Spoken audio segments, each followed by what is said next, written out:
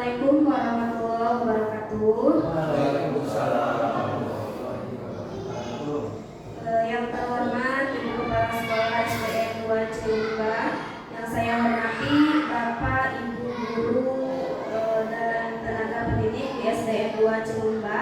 Pertama-tama saya ucapkan terima kasih yang tak terhingga kepada Bapak Ibu semua karena sudah berkenan hadir dalam kegiatan kali ini, yaitu kegiatan diseminasi budaya positif yang merupakan bagian dari program calon guru penggerak angkatan 9. Puji dan syukur marilah kita panjatkan kehadirat Allah Subhanahu wa Ta'ala karena atas berkat rahmatnya kita bisa berkumpul di tempat yang berbahagia ini.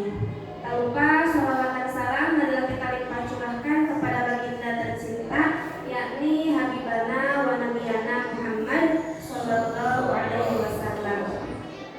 Bapak Ibu, adapun maksud dan tujuan kegiatan kita kali ini yaitu menyebarluaskan konsep-konsep dari budaya positif yang diperoleh dari pendidikan guru penggerak yang harus disampaikan kepada rekan guru dan tenaga pendidik lainnya di sekolah calon guru penggerak masing-masing. Besar harapannya pada kegiatan kali ini semoga memberikan kebermanfaatan bagi kita dalam rangka meningkatkan kualitas pembelajaran dan kualitas pendidikan di sekolah kita, khususnya ya di SDN Negeri 2 Cilumba. Sebelum memasuki rangkaian acara diseminasi, mungkin Ibu Kepala Sekolah dan pasti Ibu Kepala Sekolah ingin memberikan dulu sambutannya kepada kita semua yang mudah-mudahan bisa meningkatkan semangat kita dalam melaksanakan diseminasi ini. Kepada Ibu Kepala Sekolah, saya persilakan. Assalamualaikum warahmatullahi wabarakatuh. Waalaikumsalam. Alhamdulillahirobbilalamin wassalatu wassalamu ala asyrofil anbiya'i wal mursalin Muhammadin rasulillah. Puji dan syukur marilah kita panjatkan kepada Allah Subhanahu wa Ta'ala karena pagi dan kami kita bisa berkumpul dalam kegiatan hari ini walaupun cuaca buruk tetapi tidak memburukkannya kita untuk semangat untuk menerima materi yang akan disampaikan oleh rekan kita, yaitu Ibu Nini Apriani sebagai calon guru penggerak di Kecamatan Cikatomas SD Negeri 2 Cilumba. Rekan-rekan yang saya hormati, kebanggaan kami, rasa syukur kami ucapkan sangat terima kasih yang sebesar-besarnya kepada yang terhormat Bapak Ibu yang sudah hadir pada kesempatan ini. Harapan kami Bapak Ibu bisa menyerap kemudian mempraktekkan apa yang akan disampaikan dalam isi dari diseminasi ini, sehingga kita akan menambah wawasan dalam rangka untuk meningkatkan kualitas pembelajaran kita, untuk meningkatkan mutu pendidikan SD Negeri 2 Cilumba. Sesuai dengan moto dari guru penggerak, bahwa Ibu ini sebagai calon guru penggerak ini mempunyai moto untuk tergerak, untuk bergerak dan harus mampu menggerakkan. Dalam hal untuk menggerakkan dalam kesempatan ini adalah sebagai perwujudan dari menggerakkan apa yang dia terima di sekolah penggerak atau di guru penggerak akan kita terima pada hari ini dalam rangka diseminasi untuk meningkatkan kualitas pembelajaran pada SD Negeri 2 Cilumba. Sekali lagi saya berharap Bapak Ibu bisa menerima apa yang disampaikan nanti dari awal sampai akhir, sehingga Bapak Ibu mendapat berbagai ilmu untuk meningkatkan kualitas pembelajaran. Dan selanjutnya kami berharap, atau saya berharap sebagai Kepala SD Negeri 2 Cilumba kepada rekan-rekan yang lain untuk segera ikut seperti Ibu ini, ya. Karena ini satu kebanggaan untuk SD Negeri 2 Ciluba. Karena SD Negeri 2 Ciluba ini termasuk sekolah penggerak, dan ternyata di sekolah penggerak ada guru penggeraknya. Saya berharap tidak hanya satu orang saja, nanti kemudian terus menyusul ya, kepada Pak Eben, kepada Pak Asep, Pak Mamat, Pak Hendra, Pak Adi, Pak Wanjo, dan yang lainnya segera menyusul untuk menjadi guru penggerak seperti ini. Sekali lagi saya ucapkan terima kasih, kemudian selamat, dan saya merasa bangga punya guru penggerak di SD Negeri 2 Ciluba yang akan terus menggerakkan, menggebrak bagaimana kondisi lingkungan di SD Negeri 2 Ciluba untuk menjadi sekolah yang berprestasi di masa yang akan datang. Mungkin itu sebagai pembukaan dari saya. Mudah-mudahan Bapak Ibu bisa menerima apa yang disampaikan oleh Ibu nanti dan dipraktekkan dalam kehidupan sehari-hari di kelasnya masing-masing. Sebagai gambaran atau sebagai penjelasan dari saya, cukup sekian. Assalamualaikum warahmatullahi wabarakatuh. Terima kasih kepada Ibu Kepala Sekolah yang senantiasa selalu memberikan dukungan kepada saya secara pribadi, dan juga kepada rekan-rekan lainnya juga terima kasih banyak sekali saya ucapkan, karena tanpa adanya dukungan dari Bapak Ibu semua mungkin saya tidak akan bisa melaksanakan kegiatan ini dengan lancar. Sekali lagi saya ucapkan terima kasih, dan saya ingin sedikit mengungkapkan bahwa dengan mengikuti program calon guru penggerak ini atau melalui kegiatan diseminasi ini, saya tidak ada niat sedikit pun untuk menggurui Bapak Ibu semua. Jadinya saya sebagai keguruan, tapi ingin sharing atau membagikan atau berbagi hal baik yang sudah saya peroleh dalam program calon guru penggerak, yang mudah-mudahan bisa Bapak Ibu manfaatkan dalam kehidupan sebagai atau dalam menjalankan peran sebagai guru bersama murid-murid kita di SD Negeri 2 Ciluba ini. Nah, sebelum memulai aktivitas, alangkah baiknya kita berdoa terlebih dahulu. Mari kita ucapkan basmalah bersama-sama untuk mengawali kegiatan kita hari ini. Bismillahirrahmanirrahim. Bapak Ibu, nampaknya saya tegang dan Bapak Ibu juga kurang rileks nampaknya. Jadi kita ice breaking dulu ya. Ice breaking dulu, silakan semuanya berdiri. Silakan berdiri dulu supaya tidak tegang, karena saya merasa tegang melihat Bapak Ibu. Saya bagi menjadi dua kelompok ya. Kelompok kanan saya dari Pak Hendra sampai Pak Eben. Kiri saya mulai dari Pak Adi sampai ke Ibu. Jadi kita akan bermain tepuk sebagaimana Pak Fasilitator katakan, tepuk itu untuk menghindarkan kita dari stroke ya, selain pola makan dan lain sebagainya. Jadi ketika saya mengacungkan tangan saya sebelah kanan, maka bapak-bapak yang duduk sebelah kanan tepuknya. Demikian tepuknya, udah dikit tepuk. Siap, satu, dua, tiga. Yang bapak, satu, dua, tiga. Sesuai ini ya. Sama.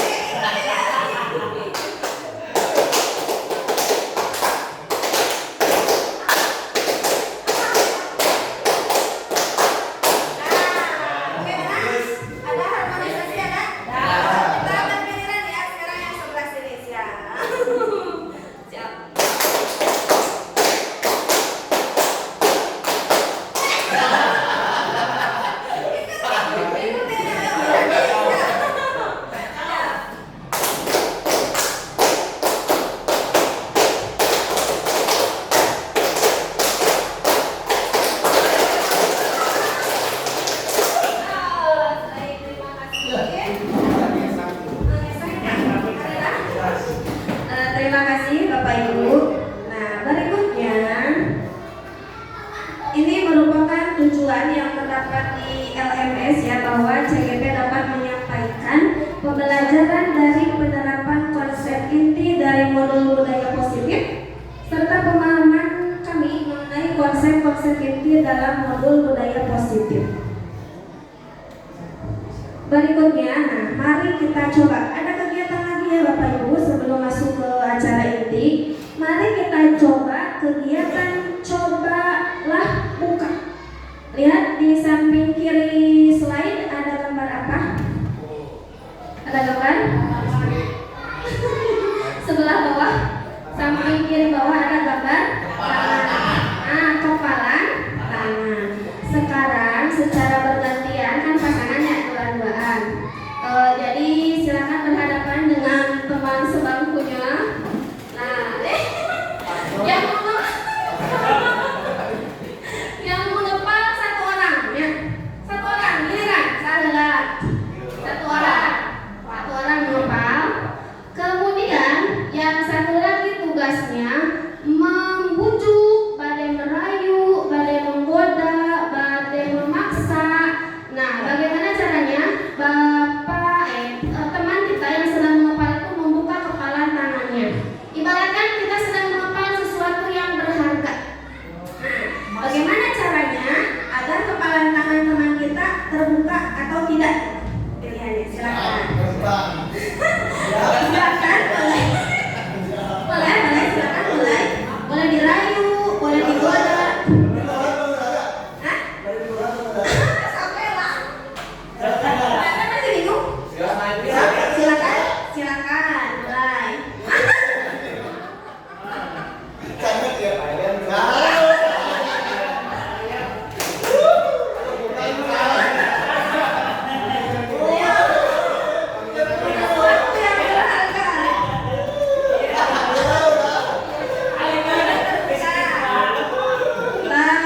Baik. Terbuka? Oh tidak. Maman? Tidak. Sudah terbuka, Ibu? Belum. Baik. Sekarang kebalikannya ya. Siapa lagi kira-kira? Oh, dua. Boleh dua. Bebas. Silakan. Boleh dirayu, boleh digoda, boleh dengan cara apapun.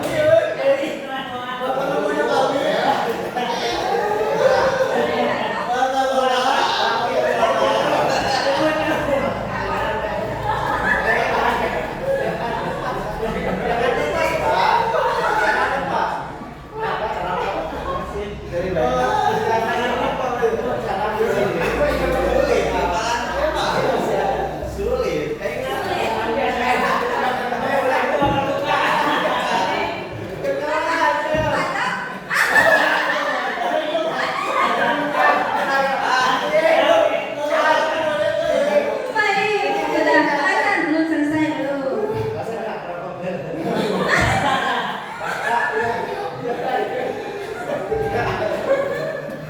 Baik, terima kasih. Bagaimana? Tidak membuka? Bagaimana membuka tadi tidak? Tidak. Pak Asep? Tidak juga. Pak Maman? Tidak. Pak Adi? Pak Adi membuka. Pak Ado membuka. Ibu membuka. Jadi paksa kucongro. Ibu kepala? Tidak. Baik. Pertanyaan berikutnya. Nah, siapa pemegang kontrol utama ketika kita mengepalkan tangan dan harus membuka atau tidaknya? Siapa? Yang mempunyai tangan. Yang mempunyai tangan. Yang memegang kontrol adalah yang mempunyai tangan. Kemudian apakah berpengaruh pihak dari luar? Berpengaruh, iya. Nah, ini akan menyambung apa yang sedang berpikir. Ya, betul. Jadi yang memegang kontrol utama adalah yang memiliki tangan ya, atau diri pribadi yang memiliki tangan. Nah, ini berkaitan erat dengan apa yang akan kita bahas atau yang akan saya bagikan hari ini. Nah, kita harus sebagaimana yang disampaikan oleh Bapak pengawas kita pada saat pembinaan. Masih ingat apa yang disampaikan oleh Bapak Pengawas tentang perubahan apa? Nah, iya, perubahan pola pikir. Nah, ini nyambung dari Bapak Pengawas dari mana-mana, jadi nyambung ternyata ya. Nah, ini ada perubahan paradigma yang harus kita lakukan sebagai pendidik atau sebagai guru. Nah, ini ada seorang tokoh yaitu Dr. William Glasser, seorang psikiater dan juga sebagai pendidik. Nah, ada beberapa ternyata miskonsepsi yang kita sebagai guru atau tenaga kependidikan dalam menghadapi murid-murid kita. Yang pertama, bahwa guru mengontrol murid itu adalah sebuah ilusi. Jadi ternyata kita tidak bisa mengontrol murid. Jadi itu adalah sebuah ilusi. Yang kedua, ilusi bahwa semua penguatan positif, efektif dan bermanfaat. Penguatan positif seperti apa misalnya yang diberikan oleh guru kepada murid? Penguatan positif kata-kata bagus, terus apa lagi? Perbuatan ditepuk misalnya pundaknya, apalagi misalnya memberikan hadiah. Ya, dulu saya berpikir bahwa dengan memberikan hadiah atau penghargaan kepada murid itu akan meningkatkan semangat belajar murid. Ternyata itu salah, saya menerapkan ilusi yang salah. Berikutnya yang ketiga, ilusi bahwa kritik dan membuat orang merasa bersalah dapat menguatkan karakter. Kritik dan membuat murid merasa bersalah itu dapat menguatkan karakter. Betul. Apa yang betul, Bang Ahmad? Contohnya mungkin bisa kita karena saya juga awalnya ya gitunya untuk memberikan penghargaan, memberikan rasa bersalah kepada murid teh. Kamu salah. Nah itu misalnya di dalam kelas jadi kita langsung memberikan menjudge murid salah misalnya karena kita merasa paling benar karena kita misalnya orang dewasa. Berikutnya, ilusi bahwa orang dewasa memiliki hak untuk memaksa. Ya, kita tahun lalu belum mengikuti CGP ya selama 2 tahun di sini, ternyata yang saya terapkan itu lebih ke memaksa kepada murid untuk mengikuti apa yang saya inginkan. Dan ternyata itu salah, ya salah karena ternyata setiap orang itu memiliki kebutuhan dan keinginan yang berbeda. Nah ini ada pergeseran dari teori stimulus respon ke teori kontrol yang harus kita geser ya. Realitas kebutuhan kita sama sahur teori respon, tapi ternyata kebutuhan itu kita berbeda. Mungkin kita bisa rasakan ya, kebutuhan kita setiap pribadi pasti berbeda, tidak mungkin sama ya. Berikutnya, stimulus respon semua orang melihat hal yang sama. Misalnya kita ya memandang bahwa misalnya suatu sikap apa ya? Sikap apa ya?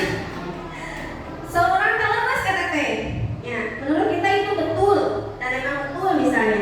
Tapi di sana sudut pandang murid karena murid merupakan orang yang belum mampu mengelola pikirannya dan emosinya, jadi belum bisa mengendalikan perilaku yang salah untuk menjadi benar. Nah ini jadi sudut pandang setiap orang pasti berbeda. Jadi jangan kita sebagai guru menjadikan sudut pandang kita agar bisa dimiliki oleh murid kita ya, karena kita merupakan pribadi yang berbeda. Yang ketiga, perilaku. Yang ketiga, kita mencoba mengubah orang agar berpandangan sama dengan kita. Hampir saja secara leluhur. Nah, kita jangan jadi guru yang ya gitu mengubah murid. Ternyata tidak bisa ya mengubah orang agar berpandangan sama dengan kita. Cara memaksa kalau kayak guru kalau kami berpandangan sarang, kami tidak akan bisa karena yang memegang kontrol utama itu diri kita masing-masing. Berikutnya, perilaku buruk dilihat sebagai suatu kesalahan. Nah ini saya juga merasa seperti itu ketika melihat murid berperilaku buruk. Nah itu merupakan sebuah kesalahan. Nah biasanya seperti itu.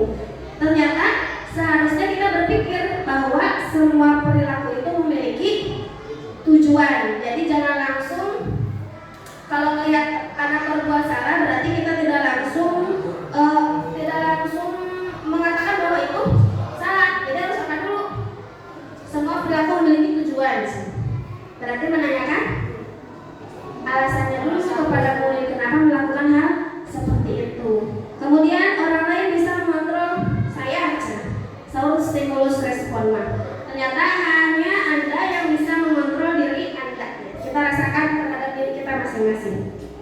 Kemudian saya bisa mengontrol orang lain. Nah ini terhadap murid ya, utamanya. Tentu kita tidak bisa mengontrol orang lain, karena ya Anda tidak bisa mengontrol orang lain. Kemudian pemaksaan ada pada saat bujukan gagal.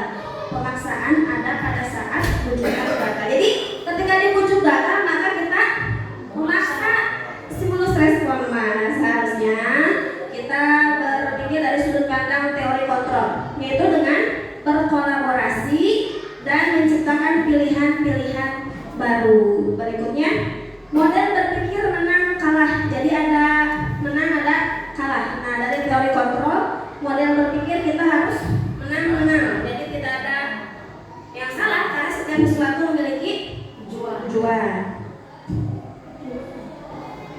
Nah, berikutnya apa ya? Ibu dokter teh.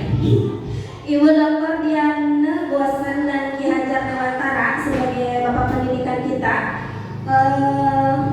mengartikan disiplin sebagai bentuk kontrol diri, yaitu belajar untuk mengontrol diri agar dapat mencapai suatu tujuan mulia. Jadi disiplin itu bukan dari luar, tapi dari dalam diri.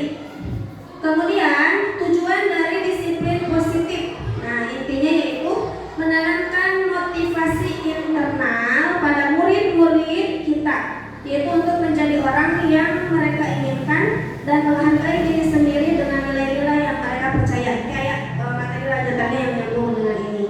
Jadi yang harus kita tuntun kepada murid-murid kita itu untuk menumbuhkan apa? Motivasi internal, seperti yang Pak Hendra katakan pada waktu Pak Hendra jadi pembina upacara. Saya masih ingat bahwa kita itu harus memiliki kesadaran diri atau memiliki motivasi internal untuk melakukan hal-hal yang baik.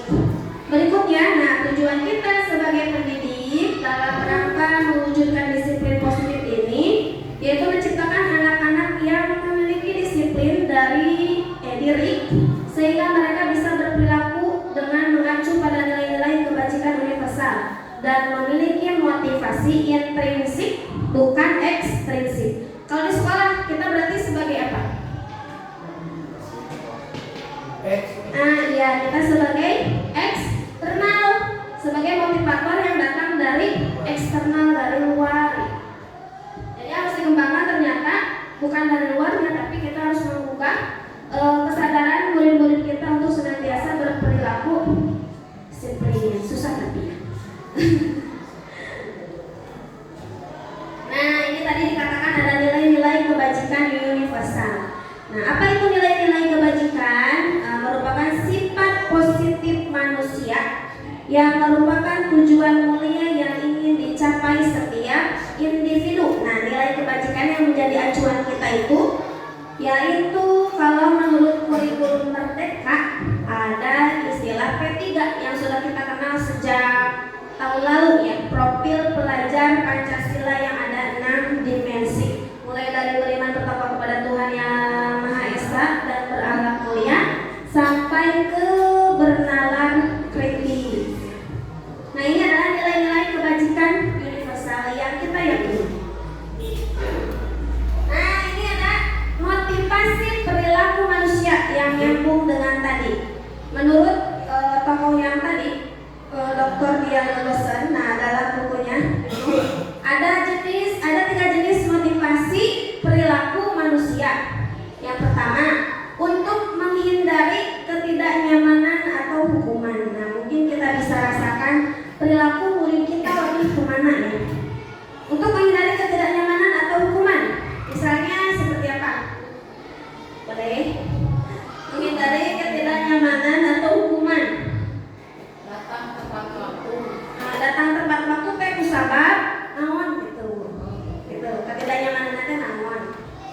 Jadi anak-anak teh berperilaku tertib atau berperilaku disiplin teh bukan karena sadar akan bahwa itu hal baik yang harus mereka lakukan, tapi untuk menghindari hukuman. Nah, bisa dihukum. Sok aya. Nah, biasa teh misalnya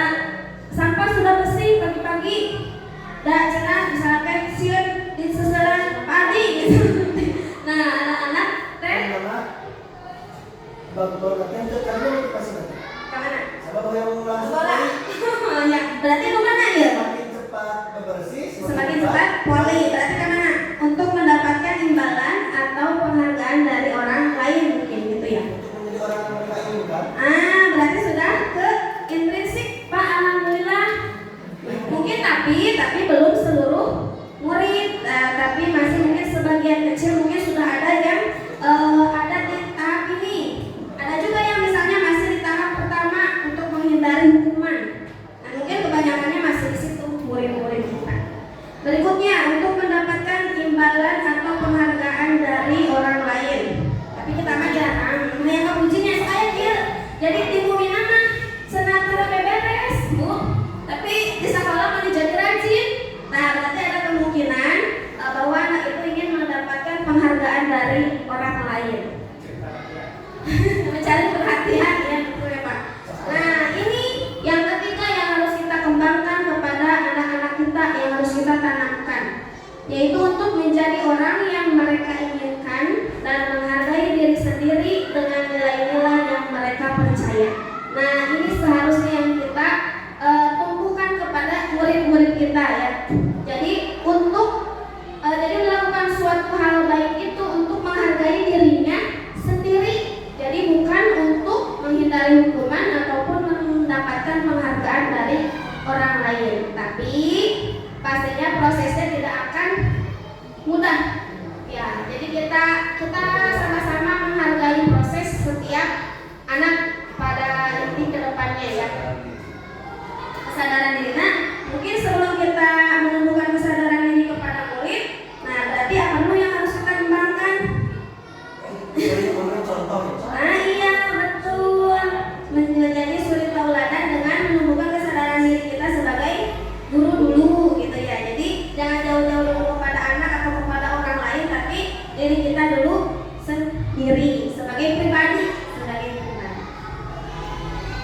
Nah berikutnya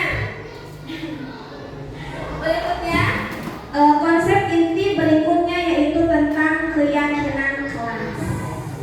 Keyakinan yaitu nilai-nilai kebajikan universal yang disepakati secara tersirat dan tersurat lepas dari latar belakang suku, negara, bahasa maupun agama.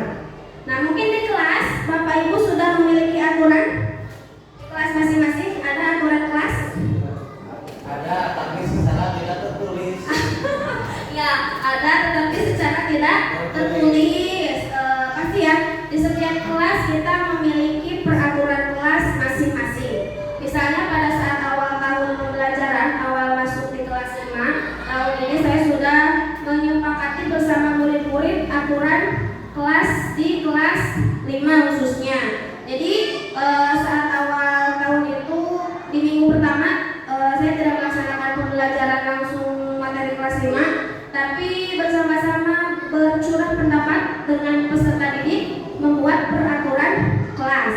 Tapi belum sampai ke titik ini, belum sampai ke keyakinan kelas, karena berbeda ternyata antara peraturan kelas dengan keyakinan kelas. Baru sampai ke tahap peraturan kelas pas di awal tahun itu. Jadi masih berbentuk harus datang tepat waktu, misalnya pukul berapa gitu, baru ke situ. Ternyata ada prosedurnya pembentukan keyakinan kelas. Alhamdulillah terapannya sudah sebagian dilaksanakan, walaupun belum sampai tahap yang seharusnya. Mengadakan curah pendapat tentang peraturan antar warga sekolah atau murid dalam kelas. Alhamdulillah kalau di kelas saya juga sudah untuk curah pendapat tentang peraturan kelas.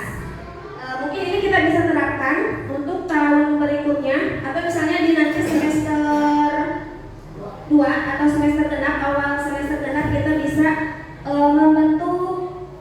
bisa membentuk keyakinan kelas kita masing-masing.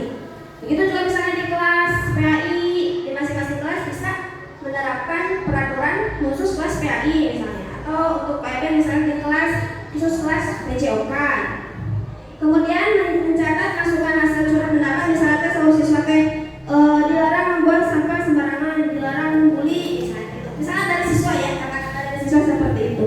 Kemudian yang harus kita lakukan berikutnya, mengganti kalimat negatif menjadi kalimat positif. Berarti harus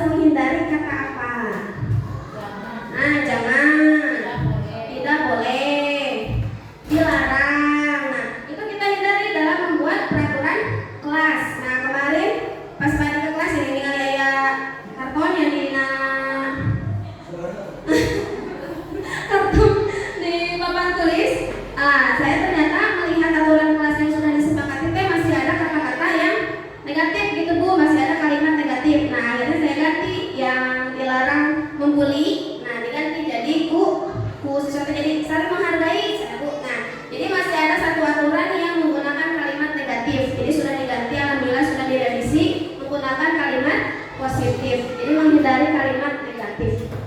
Kemudian tinjau kembali daftar curah pendapat yang sudah dicatat. Jadi yang sudah diperbaiki atau yang sudah kalimat positif, nah kita catat kembali.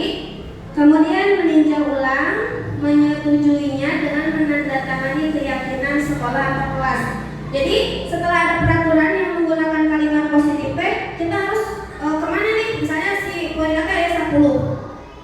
Nah, aturan kelasnya ada 10. Nah, kita kerucutkan menjadi keyakinan kelas. Misalnya saling misalnya membuang sampah pada tempatnya. Berarti keyakinan kelasnya apa? Nilainya apa?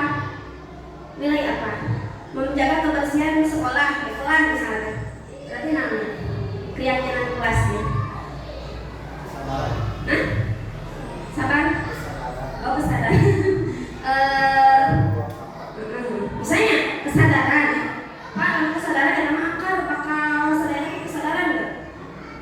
Orang ganti atau misalnya datang tepat waktu. Berarti keyakinan apa?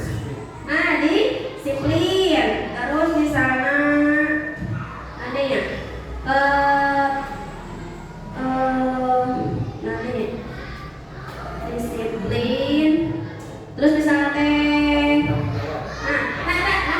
laksanakan piket kelas. Berarti nilai keyakinannya itu tanggung jawab. Jadi dikerucutkan dari peraturan kelas menjadi keyakinan kelas. Nah, harus sampai ke tahap itu. Nah, ketika keyakinan kelas sudah diyakini oleh seluruh anggota kelas, nah kita harus meninjau ulang, menyetujui dan menandatangani keyakinan kelas tersebut. Mungkin ini bisa kita lakukan untuk sekolah juga dulu ya. Jadi misalnya di awal tahun pembelajaran kita membentuk keyakinan sekolah, ya, khusus sekolah. Kemudian ada juga keyakinan di kelas masing-masing ya. Ini akan nyambung dengan nanti akan nyambung. Kemudian meninjau ulang misalnya. Nah, jadi sampai penandatanganan oleh jadi persetujuan dari siswa dan guru di kelas itu. Bisa juga misalnya jadi siswa harus sampai sadar mana perannya sebagai siswa dan peran guru apa. Jadi siswa bisa saling dengan guru itu saling mengingatkan. Nah, berikutnya nih ada tentang 5 kebutuhan dasar manusia. Sebagaimana tadi bahwa setiap setiap perilaku yang dilakukan oleh seseorang itu memiliki tujuan ya. Nah, tujuan itu untuk apa? Nah, salah satunya untuk memenuhi salah satu atau beberapa kebutuhan dasar kita sebagai manusia. Yang pertama ada kebutuhan bertahan hidup. Nah, adalah kebutuhan yang bersifat fisiologis untuk bertahan hidup, misalnya kesehatan, rumah, dan makanan. Nah, berarti bapak-bapak yang sedang makan berarti sedang memenuhi kebutuhan hidupnya, yaitu untuk fisiologis ya. Boleh kita makan, boleh bapak enggak? Bapak boleh. Dan ayah teh kamu ditaruh. Tenang Pak Ade, tenang. Nah, misalnya apa? Bertahan hidup, betul Pak Asep. Makan, minum teh merupakan kebutuhan dasar manusia, yaitu untuk bertahan hidup. Misalnya pernah menakan kurang kali misalnya teh ayam jajanan. Kemudian ada temannya yang meminta makanan dari teman yang memiliki jajanan yang menurut mereka inginkan. Nah, berarti misalnya kita tidak boleh langsung mengatakan itu salah atau tidak boleh. Nah, berarti kita harus bertanya dulu. Mungkin mereka sedang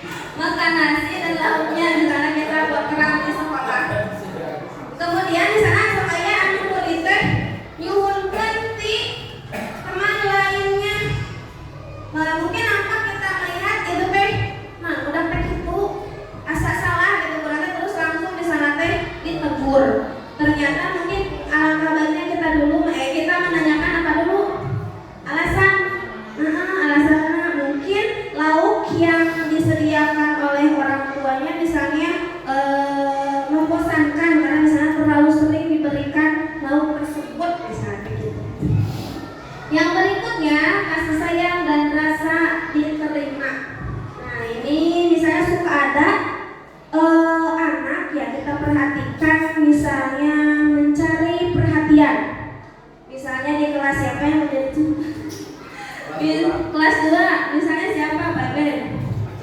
Aja Cia misalnya.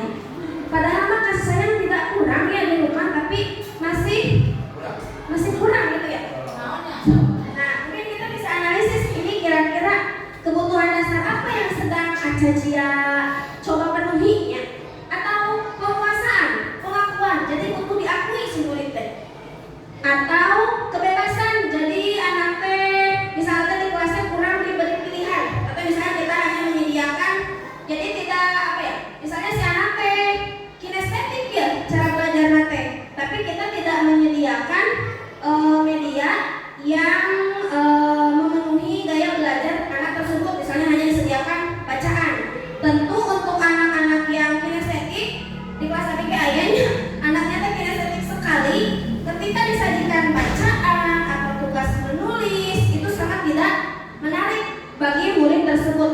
Berarti ada kebutuhan dasar yang tidak kita penuhi kepada murid tersebut, yaitu misalnya kebebasan, kebutuhan akan pilihan. Jadi sebagai guru, ternyata tugas guru itu banyak ya, murid kita beraneka ragam karakter, gaya belajar, dan kita harus memenuhi kebutuhan tersebut.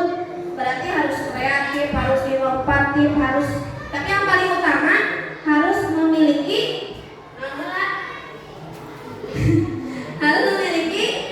keinginan dulu kita sebagai guru untuk memenuhi setiap kebutuhan murid kita. Dan kami tidak ada keinginan dari kita, tentunya tidak akan bisa terwujud, tidak akan bisa terpenuhi. Berikutnya kebutuhan dasar kesenangan, kebutuhan untuk merasa senang. Nah, ini di kelas juga mungkin saya merefleksi pembelajaran saya sendiri di dalam kelas. Jadi ketika misalnya ya di kelas kan beda-beda ya, ada yang audio, ada yang visual, ada yang kinestetik. Mungkin ada anak yang kinestetik ketika diberi pembelajaran menyimak video ataupun menggunakan bacaan itu menunjukkan sikap yang misalnya tidak tertib. Nah, berarti kita jangan langsung menjudge anak itu salah. Nah, mungkin ada kebutuhan mereka yang belum kita penuhi. Nah, misalnya kesenangan. Jadi kan kalau anak kinestetiknya ayahnya adiknya hiji. Jadi karena kinestetik jadi tidak bisa diam, harus selalu bergerak. Nah, tapi kan keterbatasan juga, tidak mungkin setiap materi pembelajaran kita harus jadi sekalian di sana. Jadi tapi harus sebagian besar pembelajaran berusaha untuk memenuhi kebutuhan anak tersebut, karena kalau kita berikan hal yang menarik bagi dia, antusias bu. Tadi jika pemalas belajar kalau misalnya kalah mau nah jadi menarik. Misalnya dengan kegiatan praktek kemarin di kelas 5 listrik elektromagnetik. Ini bagi tugas dibagi kelompok. Dalam satu kelompok itu harus ada yang membuat laporan di dalam karton, ada yang mencari informasi dari Chromebook, kemudian ada juga yang merangkai elektromagnetiknya. Nah, si anak kinestetik resep menunjukkan ketertarikan yang luar biasa sehingga melakukan percobaan yang lain yang tidak dilakukan oleh teman lainnya. Jadi si batu baterai dililit ku pulapan, maksudnya seperti itu. Dililit pulapan, muasalah hiji batu baterai jadi 2. Cenah kami 2 mah langkung kuat narik nate si paku teh narik magnet nate. Jadi ya itu ternyata kurangnya keluar dari zona nyaman sebagai penuntun mereka dalam melaksanakan pembelajaran. Jadi harus keluar dari zona nyaman. Walaupun misalnya melakukan pembelajaran seperti itu memerlukan persiapan yang tidak sedikit dan mungkin ada ribut gitu ya. Nah, kita kan harus siap ribut. Seperti aja di TikTok nih. Ada TikTok ya, tapi soalnya laku di Facebook. Guru sebelum kurikulum merdeka cina. Merdeka kue boleh kan gitu. Nah, terus kurikulum merdeka mana itu? Kayak proyektor, kayak salon, kayak laptop, salah di sana itu. Nah, mungkin kita juga harus mulai bergeser ke situ, tapi benar-benar digunakan gitu ya, benar-benar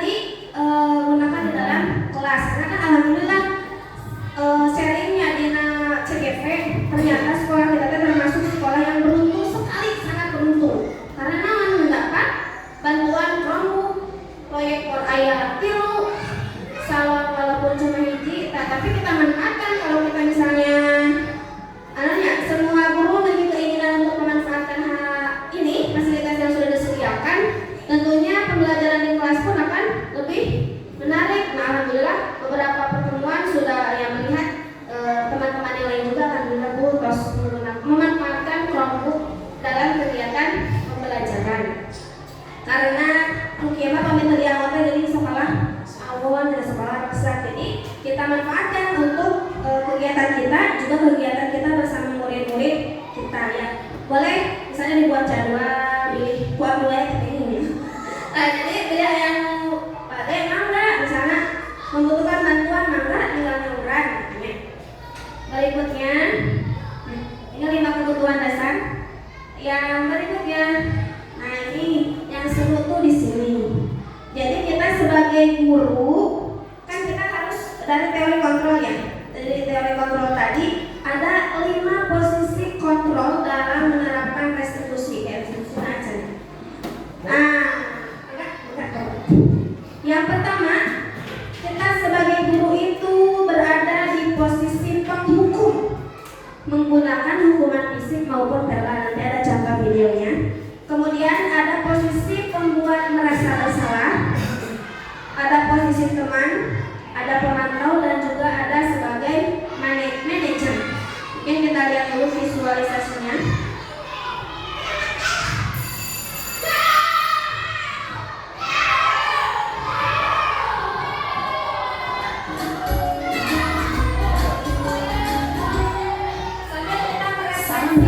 Kita berada di posisi mana?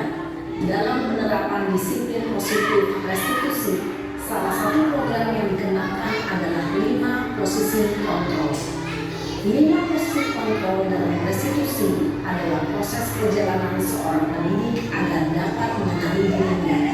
Pada video kali ini, kita akan membahas tentang 5 posisi kontrol yang dikenakan oleh Dayan dosen dan contoh penerapannya.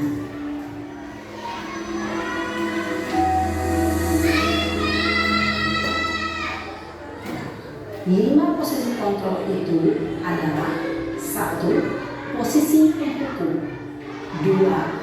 Posisi pembuat merasa bersalah, 3. Posisi teman, 4. Posisi pemantau atau monitor, dan 5. Posisi manajer.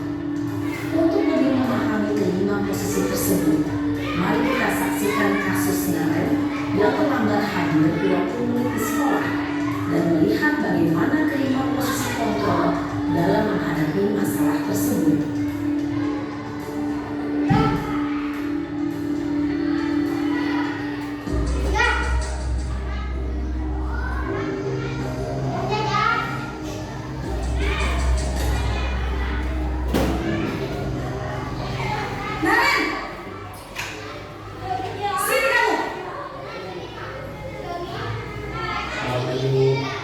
Selalu terlambat.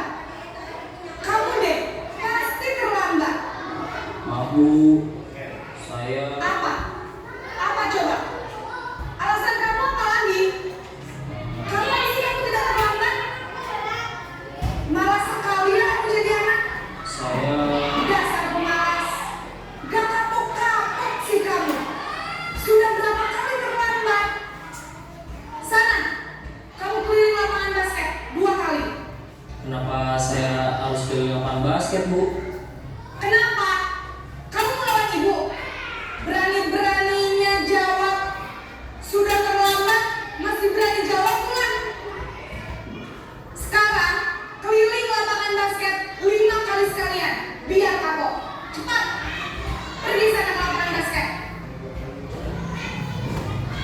Posisi penghukum biasanya berbicara dengan nada tinggi, menghardik, menunjuk-nunjuk, menyakiti, dan menyindir.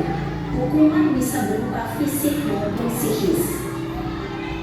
Ibu dan bapak guru hebat. Dampak yang terjadi pada murid ketika guru berada pada posisi penghukum adalah murid cenderung akan memberontak, bahkan menyimpan dendam.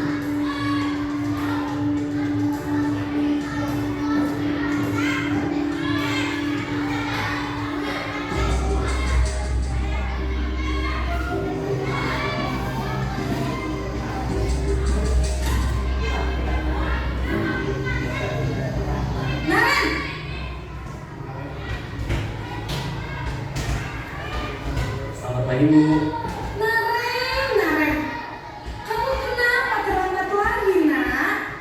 Ya Tuhan, Naren. Kamu senang ya bikin ibu susah ya?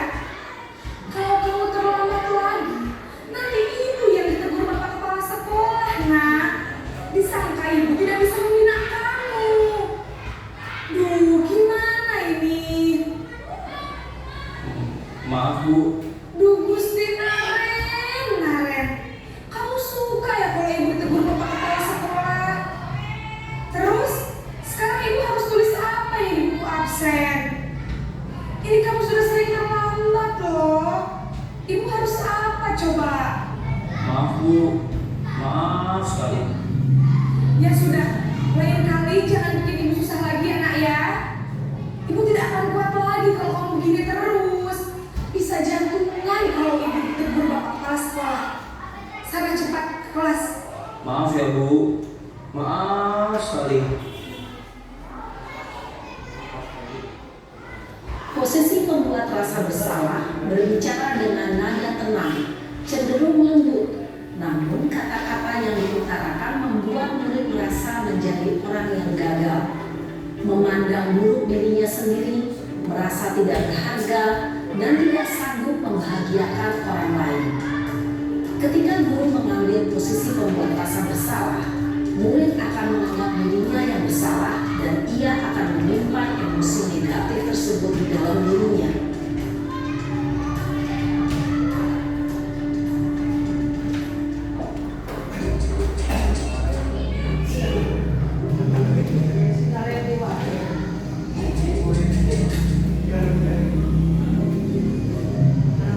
Naren,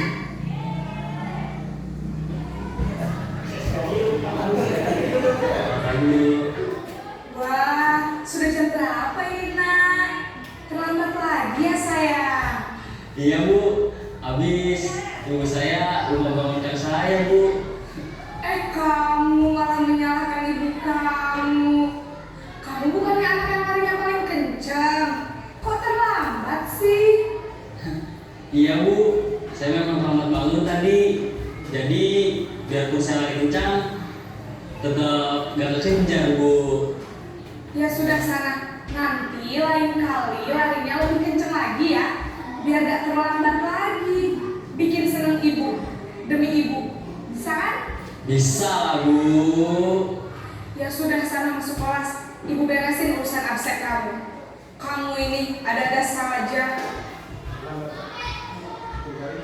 Dalam posisi teman, guru berbicara dengan nada suara ramah, akrab, cenderung bersenda gurau untuk menjaga suasana tetap santai. Murid akan merasa senang, aman, dan akrab dengan guru. Identitas yang tercipta adalah identitas sukses atau berhasil. Namun, perlu diingat, karena ini masih dorongan eksternal, maka ada faktor ketergantungan dari murid kepada orang tertentu. Di sini guru absennya, sehingga di lain waktu murid bisa berperilaku baik, namun hanya kepada orang-orang tertentu saja.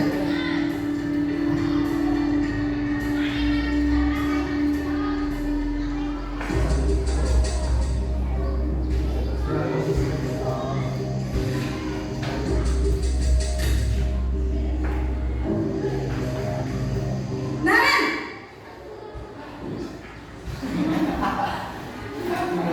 Selamat pagi Bu. Naren, apa peraturan sekolah kita tentang jam berapa kita harus masuk sekolah, nak? Kita harus di sekolah jam 7 Bu. Iya betul, sekarang sudah jam 7.20. Naren sudah tahu konsekuensinya jika terlambat hadir. Paham Bu. Saya harus tinggal kelas pas jam istirahat selama 20 menit. Iya benar, konsekuensinya demikian. Jadi nanti jam 9.30 pas istirahat, kamu harus tinggal di kelas, kerjakan tugas tambahan untuk ketertinggalan kamu, ya? Baik Bu. Posisi pemantau mengandalkan penghitungan atau data untuk mengontrol murid. Guru mengarahkan murid berdasarkan peraturan dan konsekuensi.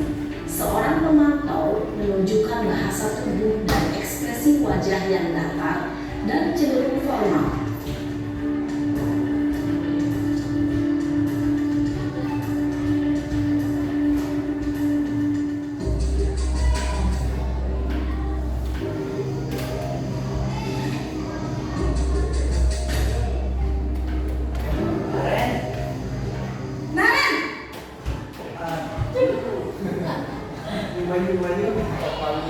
Pagi Bu.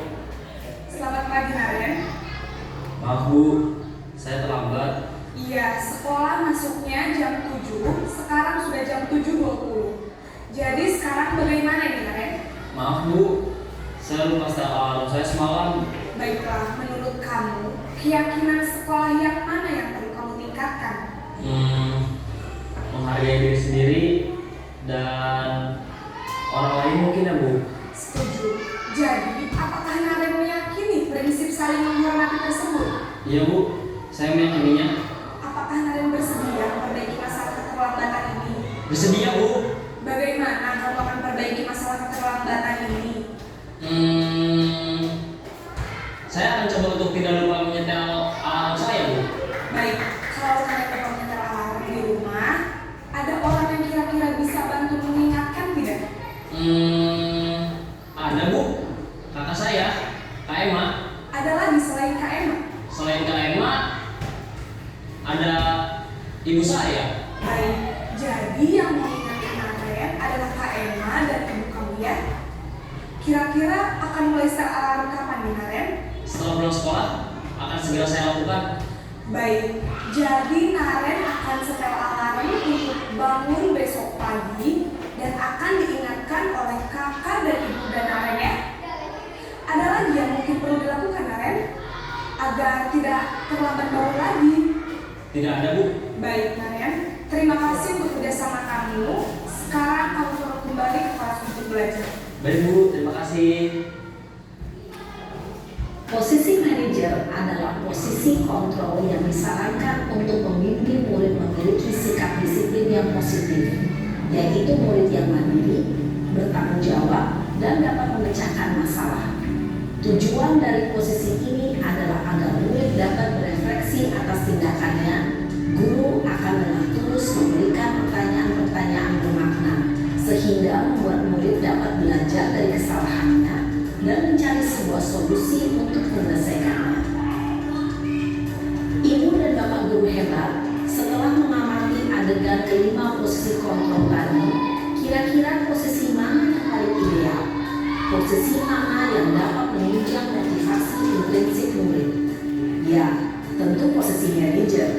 Posisi ini memang posisi ideal yang ingin dituju setiap pendidik.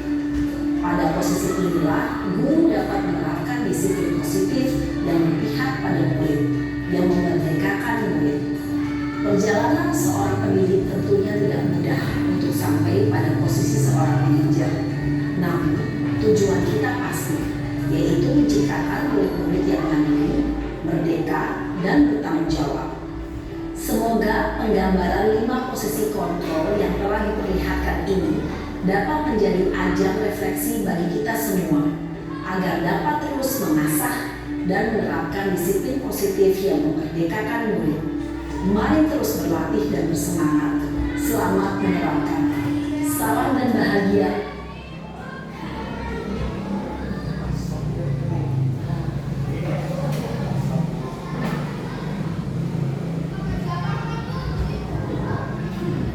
Nah, baik, mari kita merefleksikan diri kita. Sudah berada di posisi yang mana kita sebagai guru dalam menerapkan disiplin positif di sekolah kita? Posisi 1. Posisi 2, berbeda-beda ya. Posisi 1, 2, dan 3. 1, 2, dan 3. Jadi berbeda-beda ya. Tergantung siswa ada. Tergantung kondisi masalah yang dihadapi siswa. Kadang anak itu ada yang memang dikasih lembut, malah menunjang, tapi nggak guna teknik kasar. Ayah dengan kasaran malah nggak guna harus. Jadi betul ya, PPN harus disesuaikan dengan karakter anak juga. Dan Jika posisi kata tekan biasa. betul ya.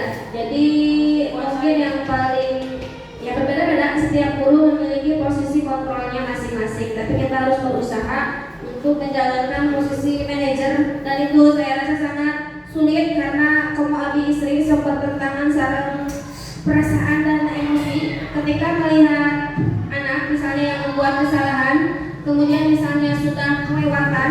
Nah, kadang tertutup oleh emosi, oleh kontrol emosi yang belum bisa dikendalikan kepikiran, jadi langsung deg-deg melihat anak berperilaku seperti itu, otomatis ingin langsung menegur, mengingatkan, bahkan menghukum, ya, karena seperti itu para ayah jadi tidak menjalankan posisi manajer yang memang seharusnya kita laksanakan. Tapi mungkin karena kita sudah mengetahui posisi mana kita idealnya seperti apa, mungkin kita belajar bersama-sama, ya, belajar bersama-sama.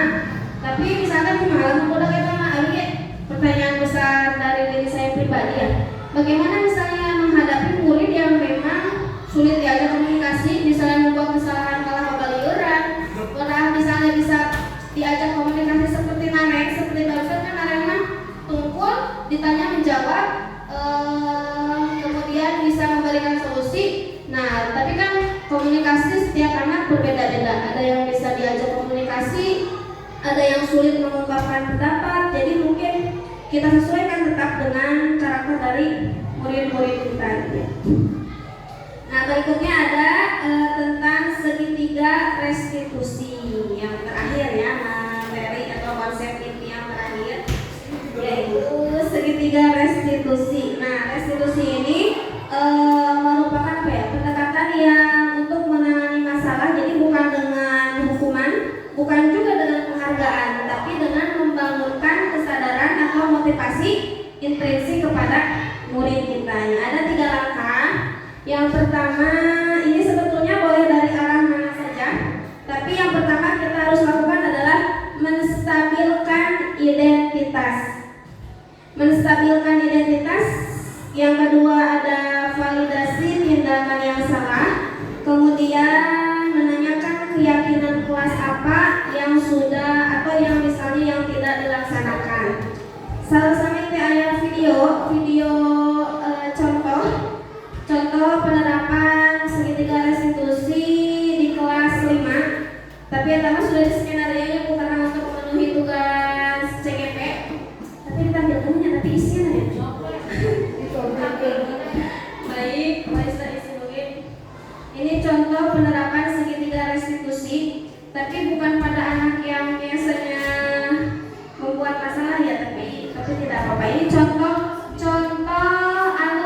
alur penerapan segitiga restitusi. Pada saat Nah. JJ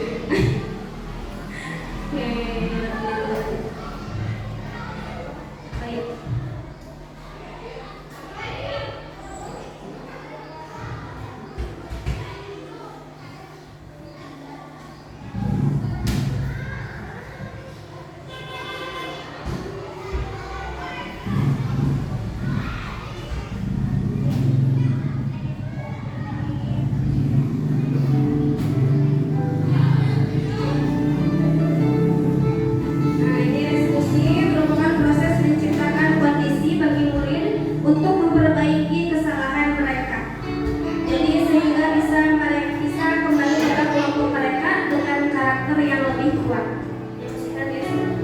Ciri-cirinya, jadi bukan untuk menebus kesalahan, namun untuk belajar dari kesalahan. Jadi belajar memperbaiki diri mereka sendiri, menciptakan solusi-solusi dari masalah yang mereka hadapi dari dalam diri mereka sendiri.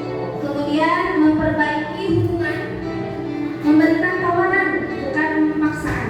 Kemudian menuntun untuk melihat ke dalam diri, jadi merefleksi diri mereka sendiri.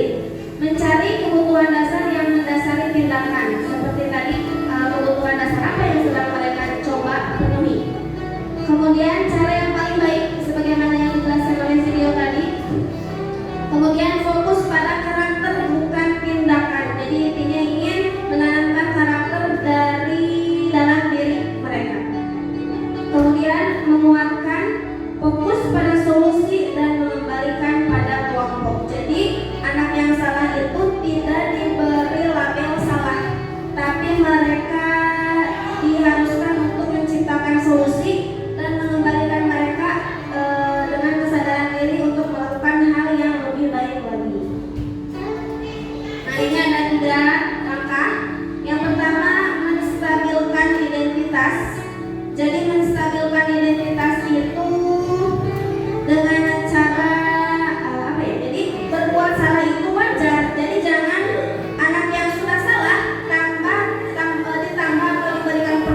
menurut kita anak itu memang salah, tapi harusnya distabilkan dulu bahwa berbuat salah itu hal yang wajar.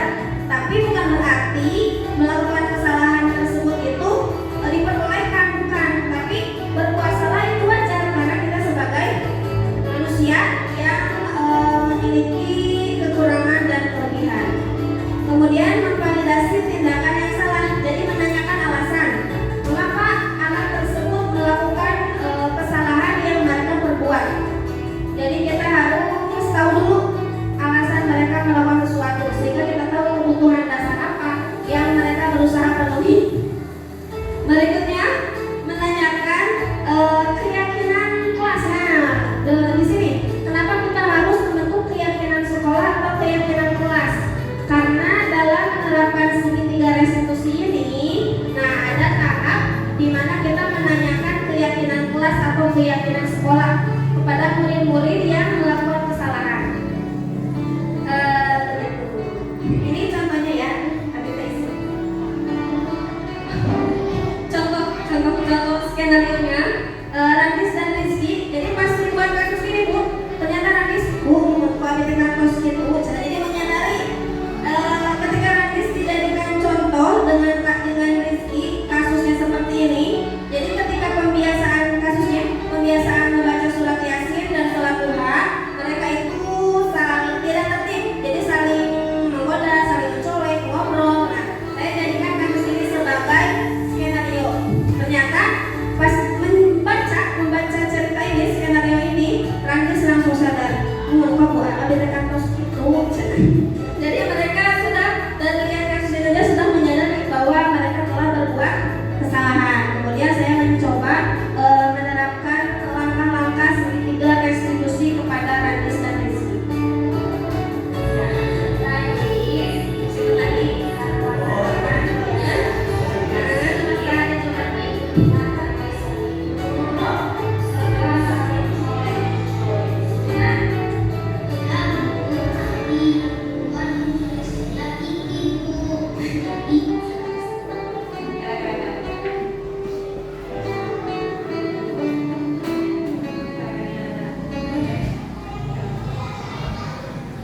Nah, jadi ada tahapan menanyakan memvalidasi.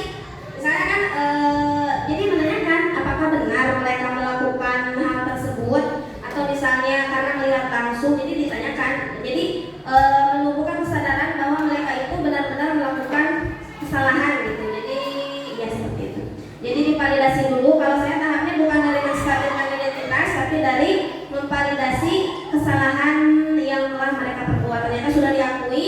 Nah, setelah diakui lalu ke tahap menstabilkan identitas. Distabilkannya dengan misalnya kalimat tidak apa-apa, kita sebagai manusia misalnya wajar melakukan hal tersebut misalnya karena misalnya merasa bosan misalnya. Terus bagaimana solusinya? Ternyata pas dibuat masalah ini di kelas Bu, ternyata muncul alasan-alasan mereka tidak tertib misalnya saat melakukan pembiasaan. Misalnya karena tidak membawa Yasin, terus karena belum bisa membaca Yasin, terus misalnya karena yang boleh misalnya itu karena bosan. Kumaha saya nanya, kumaha gue cuma kami info itu jadi si bacaan Yasin nanti misalnya dikata layar ke supaya misalnya murah kali tertarik, kemudian walaupun misalnya belum bisa membaca tapi tetap bisa melihat tulisannya, misalnya tulisan Yasin. Setidaknya ada media yang menarik perhatian murid agar bisa lebih fokus saat melaksanakan kebiasaan misalnya gitu. Kita itu aja sama pelanggaran itu. Jadi solusinya datang dari anak ya gitu. Jadi kesalahan yang mereka perbuat mereka sadari, cara memperbaikinya mereka juga yang mendatangkan solusinya seperti itu. Yang terakhir ada keyakinan apa yang menanyakan keyakinan kelas yang mereka tidak lakukan. Nah, keyakinan kelasnya yaitu disiplin dimanapun, kapanpun, dan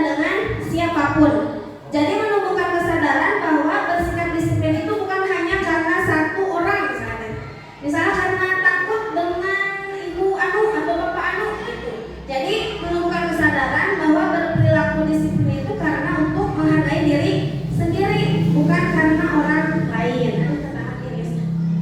Intinya ada 3. Jadi boleh dari yang mana dulu? Kita harus misalnya dari menstabilkan identitas dulu. Biasanya yang lebih nyaman, kalau saya nyamannya dari validasi tindakan yang salah.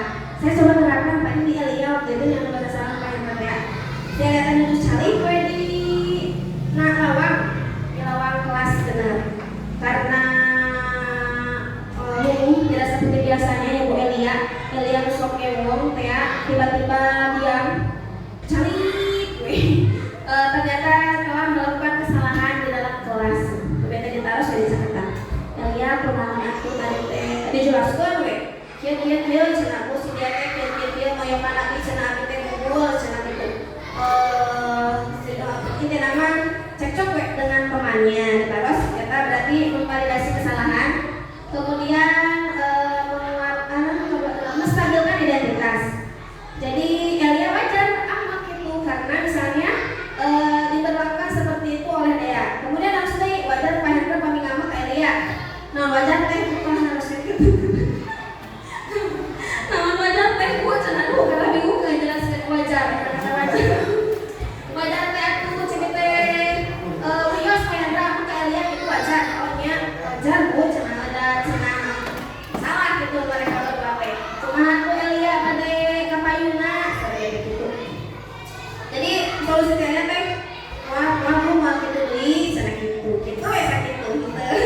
Kemudian kita ditagihkan saat minta maaf kepada Pak Hendra minta maaf kepada di kelas. Jadi ada saya coba ke Elia dan mungkin harusnya tahun lalu ya itu bukan barangkali kelas untuk air nanti seharusnya. Jadi menerapkan posisi manajer dengan menerapkan segitiga restitusi. Kakak ukur mah sudah terbangun oleh emosi menghadapi kelas yang sekarang kelas teh. Ternyata cara Abi lepas cuma anak-anak salah tapi saya yang salah. Berikutnya sudah selesai. Alhamdulillah untuk konsep-konsep inti dari modul 1.4 yaitu budaya positif sudah tersampaikan. Mudah-mudahan bisa jadi bahan refleksi kita sebagai guru. Kemudian bisa menerapkan konsep-konsep yang baik karena menerima mudah, tapi yang sulit itu kadang menerapkannya, mengimplementasikannya. Yang pertama harus kita lakukan yaitu merubah ini dulu, merubah pola pikir. Ya, merubah pola pikir.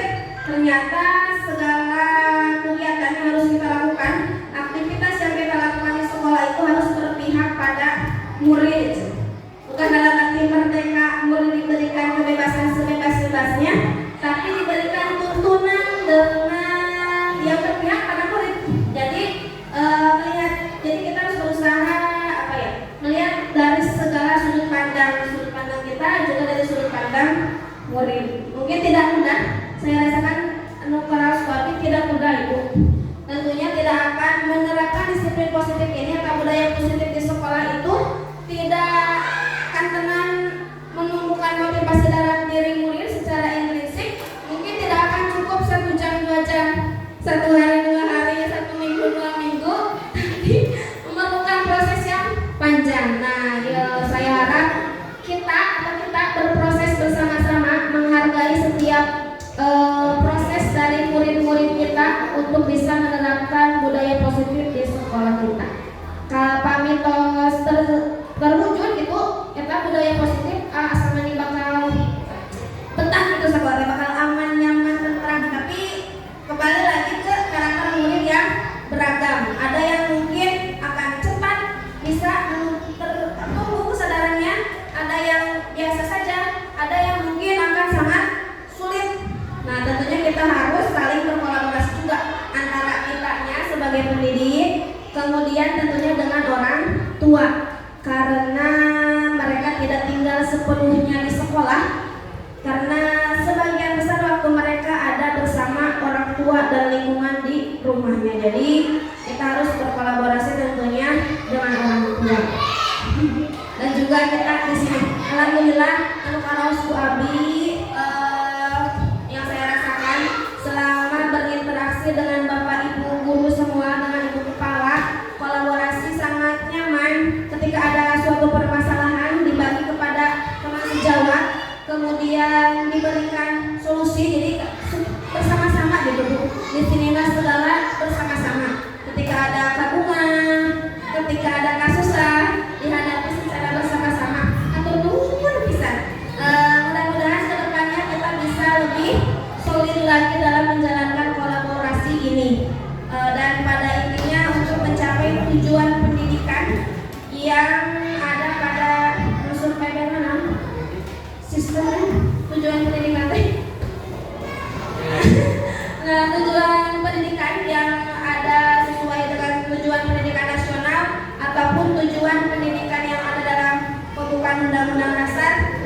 juga tujuan pendidikan menurut Ki Hajar Dewantara. Jadi tujuan mewujudkan peserta didik yang selamat dan bahagia.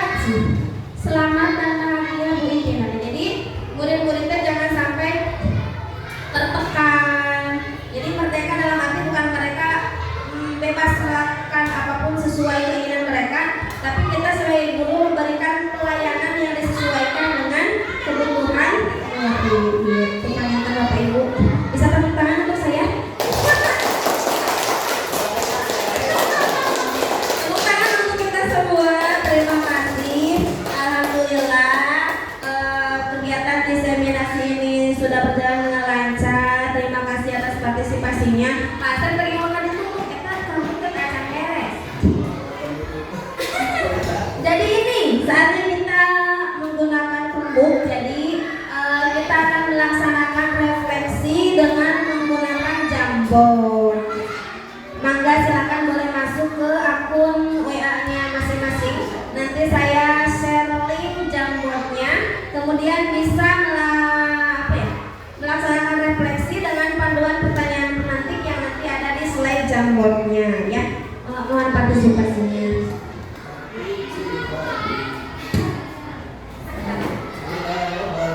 Oh siap, saya tadi kok pertanyaan.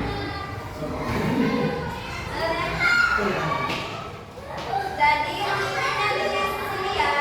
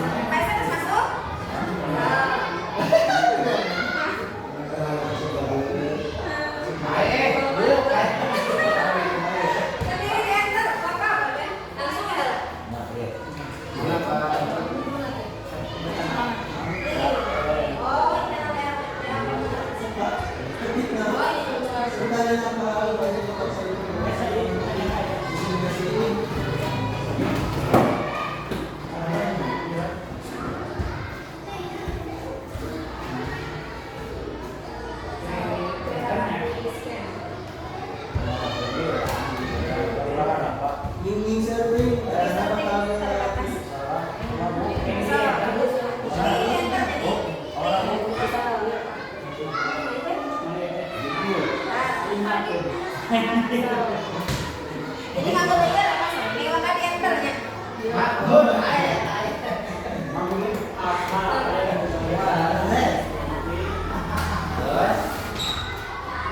So, itu pertanyaan apa baiknya Bapak Ibu selama mengikuti kegiatan inseminasi mengenai anak makanan atau pandai itu supaya ini bisa diwakili.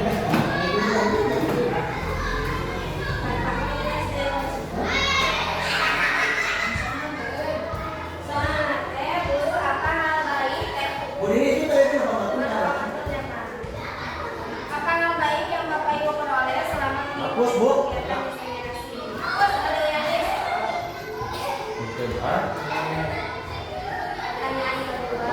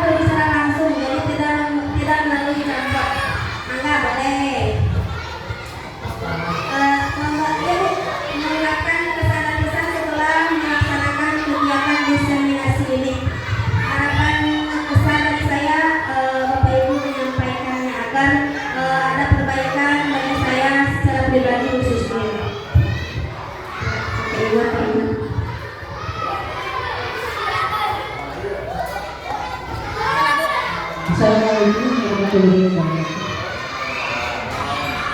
Terima kasih atas waktunya.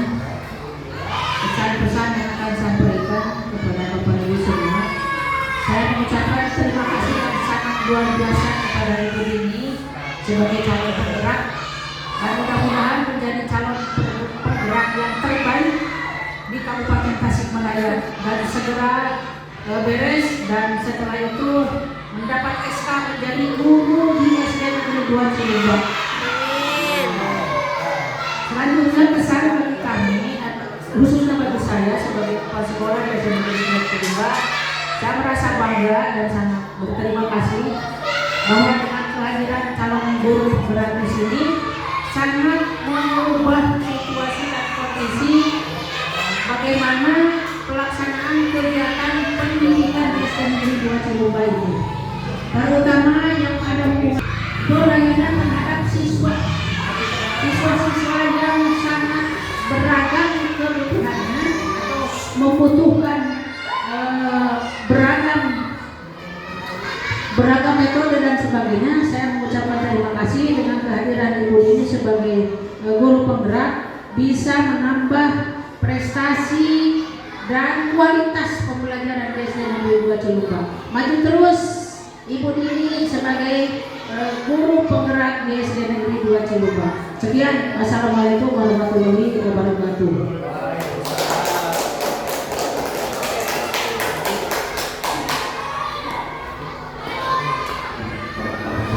Baik, terima kasih kepada Ibu Kepala Sekolah yang sudah menyampaikan kesan-kesannya. Semoga bisa menjadi motivasi bagi saya untuk meningkatkan kualitas diri menjadi lebih baik lagi. Baik, dari Bapak Ibu, ayo. Bapak Ibu. Halo Bapak Ibu, halo.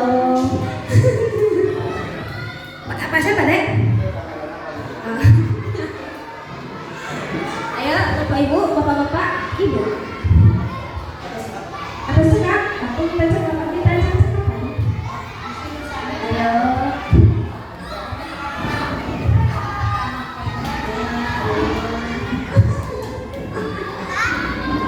Ayo. Boleh. Pasek. Menyampaikan pesan-pesan dan harapan. Oh berarti ke ucapkan satu kata yang menggambarkan kegiatan hari ini yang ada dalam benak Bapak Ibunya. Satu kata saja ya. Bingung. Ya kalimat bingung. Dua kata boleh. 1 sampai 2 kata. Boleh. Silakan dari mana dulu ya? Dari Adela, ya. Terima kasih.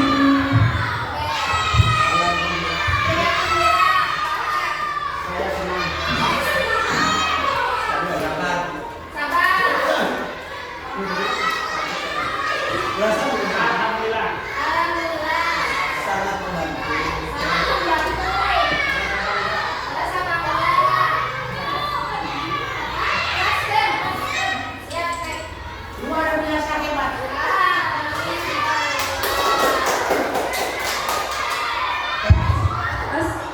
Terima kasih sekali lagi saya ucapkan kepada Bapak Ibu yang sudah berpartisipasi aktif dalam kegiatan diseminasi budaya positif ini. Semoga kegiatan kita hari ini mendapatkan keberkahan dan bisa kita mengimplementasikan konsep-konsep yang sudah kita peroleh dalam mewujudkan budaya positif di sekolah kita dalam rangka meningkatkan kualitas pembelajaran dan kualitas pendidikan di SDN 2 Cilunga.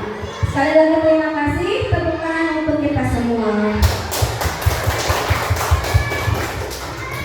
Mungkin untuk penutup kita mengucapkan hamdalah dan doa akhir majelis bersama-sama. Alhamdulillahirabbil alamin. Subhanakallahumma wa bihamdika asyhadu an la ilaha illa anta astaghfiruka wa atubu ilaik. Terima kasih. Wassalamualaikum warahmatullahi wabarakatuh.